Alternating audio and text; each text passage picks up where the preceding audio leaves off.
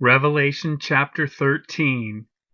And I saw a beast rising out of the sea, with 10 horns and 7 heads, with 10 diadems on its horns, and blasphemous names on its heads. And the beast that I saw was like a leopard.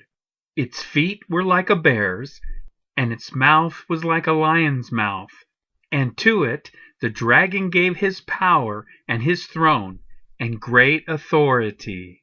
One of its heads seemed to have a mortal wound, but its mortal wound was healed, and the whole earth marveled as they followed the beast. And they worshipped the dragon, for he had given his authority to the beast, and they worshipped the beast, saying, "Who is like the beast, and who can fight against it?" And the beast was given a mouth uttering haughty and blasphemous words, and it was allowed to exercise authority for 42 months. It opened its mouth to utter blasphemies against God, blaspheming his name and his dwelling, that is, those who dwell in heaven. Also it was allowed to make war on the saints and to conquer them. And authority was given it over every tribe and people and language and nation, and all who dwell on the earth will worship it. Everyone whose name has not been written before the foundation of the world in the book of life of the Lamb who was slain. If anyone has an ear, let him hear. If anyone is to be taken captive, to captivity he goes.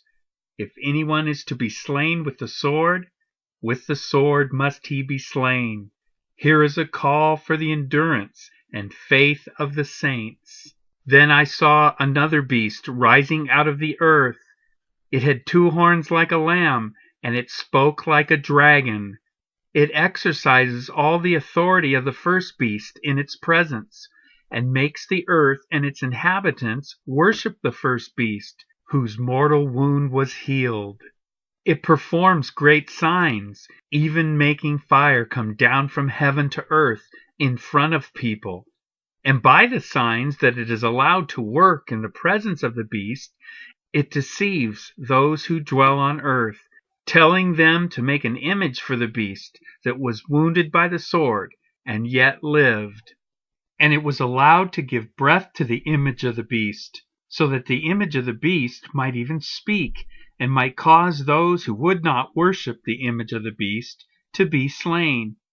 Also it causes all, both small and great, both rich and poor, both free and slave, to be marked on the right hand or the forehead, so that no one can buy or sell unless he has the mark, that is, the name of the beast, or the number of its name. This calls for wisdom.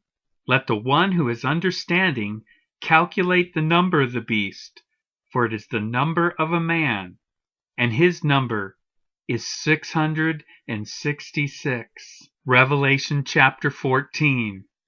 Then I looked, and behold, on Mount Zion stood the Lamb, and with him 144,000, who had his name and his Father's name written on their foreheads. And I heard a voice from heaven like the roar of many waters, and like the sound of loud thunder. The voice I heard was like the sound of harpists playing on their harps, and they were singing a new song before the throne, and before the 4 living creatures, and before the elders. No one could learn that song except the 144,000 who had been redeemed from the earth. It is these who have not defiled themselves with women, for they are virgins. It is these who follow the Lamb wherever he goes. These have been redeemed from mankind as firstfruits for God and the Lamb, and in their mouth no lie was found, for they are blameless. Then I saw another angel flying directly overhead, with an eternal gospel to proclaim to those who dwell on earth, to every nation and tribe and language and people. And he said with a loud voice, "Fear God and give him glory, because the hour of his judgment has come, and worship him who made heaven and earth, the sea, and the springs of water. Another angel, a second, followed, saying, "Fallen, fallen is Babylon the Great, she who made all nations drink the wine of the passion of her sexual immorality." And another angel, a third, followed them, saying with a loud voice, "If anyone worships the beast and its image, and receives a mark on his forehead or on his hand, he also will drink the wine of God's wrath, poured full strength into the cup of his anger. And he will be tormented with fire and sulfur in the presence of the holy angels and in the presence of the Lamb. And the smoke of their torment goes up forever and ever, and they have no rest day or night, these worshippers of the beast and its image, and whoever receives the mark of its name." Here is a call for the endurance of the saints, those who keep the commandments of God and their faith in Jesus. "And I heard a voice from heaven saying, 'Write this: Blessed are the dead who die in the Lord from now on.' Blessed indeed, says the Spirit, that they may rest from their labors, for their deeds follow them." Then I looked, and behold, a white cloud, and seated on the cloud one like a son of man, with a golden crown on his head, and a sharp sickle in his hand. And another angel came out of the temple, calling with a loud voice to him who sat on the cloud, "Put in your sickle and reap, for the hour to reap has come, for the harvest of the earth is fully ripe." So he who sat on the cloud swung his sickle across the earth, and the earth was reaped.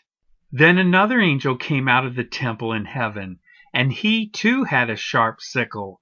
And another angel came out from the altar, the angel who has authority over the fire, and he called with a loud voice to the one who had the sharp sickle, "Put in your sickle, and gather the clusters from the vine of the earth, for its grapes are ripe."